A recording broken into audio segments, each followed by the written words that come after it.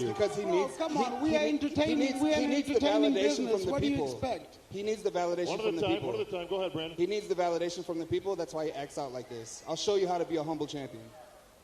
All right. Well, hang on a second. Don't touch hang me. on. I gotta get Erin involved in this one. Instagram accounts and all that, the videos. Andre Ferguson was supposed to be here, but now he's the one who talks the most, but he kind of bailed out of this thing. What's up with that, Jeremy? Buendia? I don't know. Andre's Andre. You know, he's had a long, amazing career in this sport, and I think at this point in his career, he's just having a good time. Well, listen, you were the one who defined this division. Obviously, you're a veteran competitor here. Olympia title's in your hand, but you want one more shot at it. Yeah, I mean, I'm a winner. You know, my parents raised me the winner and champion mentality. You know, I don't come into any contest not expecting to win. I mean, we step on this stage because we are the best of the best, and if anybody is up here that doesn't believe they're going to win, they aren't going to. So that's just the mentality in order to become a champion. Let me ask you something. Why come back? I mean, clearly you've cemented your place in bodybuilding history and defining this division. You've been a great champion. But why do you want one more? Like, why come back? There's several reasons, Bob. There are several reasons. For one, the first time I retired in 2018, you know, I didn't leave the stage the way I wanted to leave the stage, you know, physically or personally. You know, I left a sour taste in a lot of people's mouths the way I was acting at that young of an age, and had a lot of growing up to do, as we discussed in last year or 2023 press conference.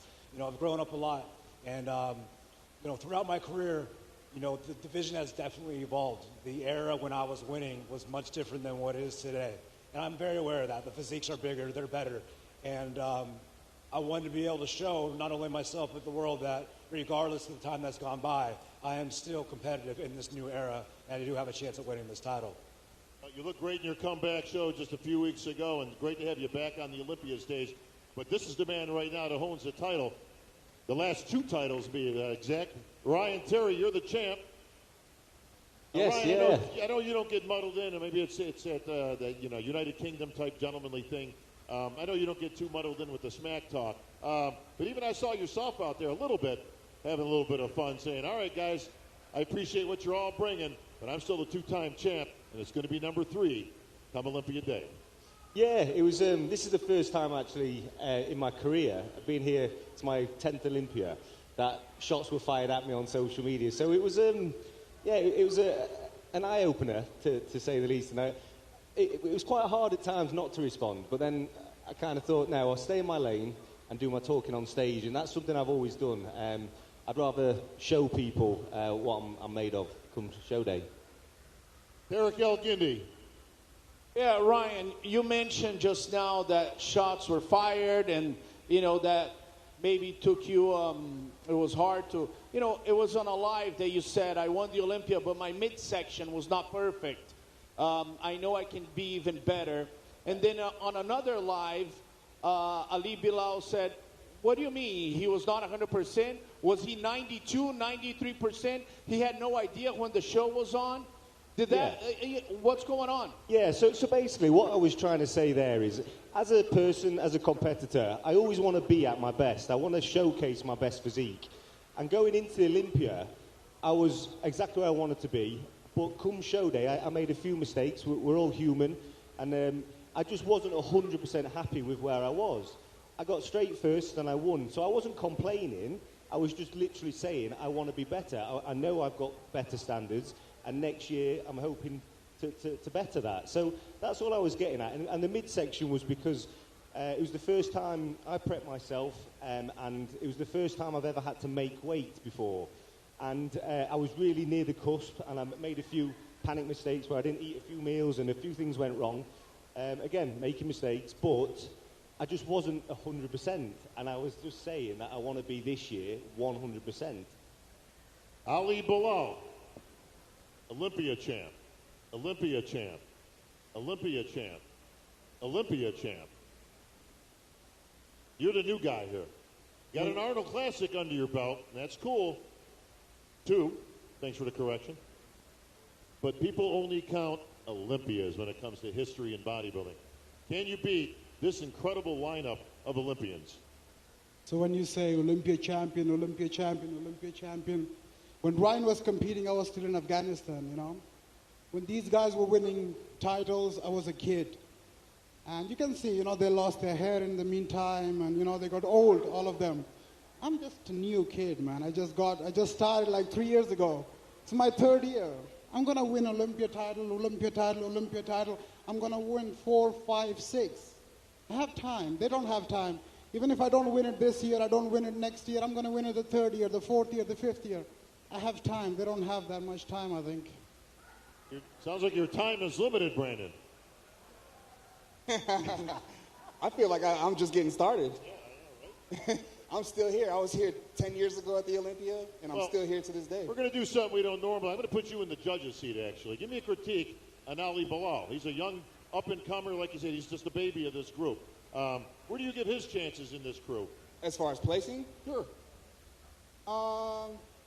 Not next to me. I mean, that could be good or bad, right? So, here we go. You're scared, Sure bro. you have. You're scared, If anybody wants to show anything on this stage, feel free.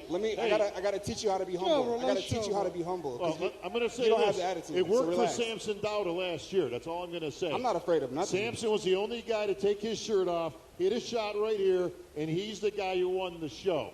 Just saying. Just saying. Oh, there we go.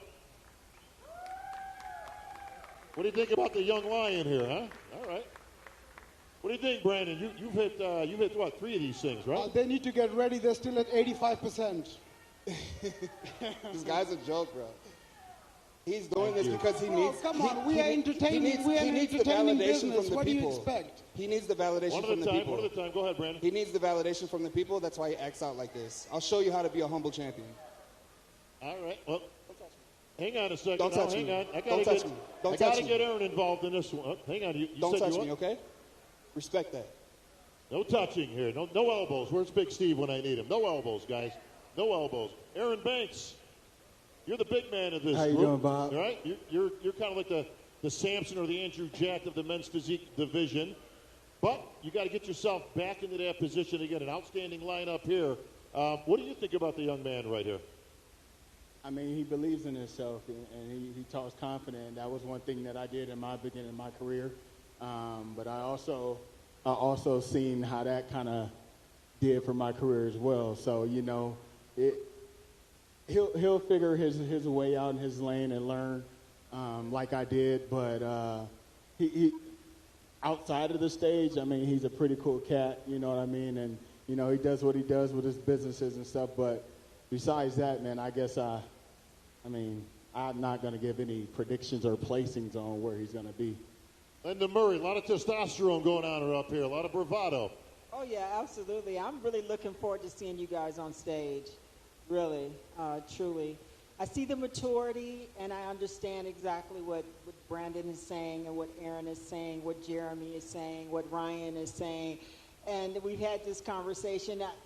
I'm looking forward, really. I mean, based on what we've seen tonight, you guys are really bringing the heat, just like the figure division brought the heat.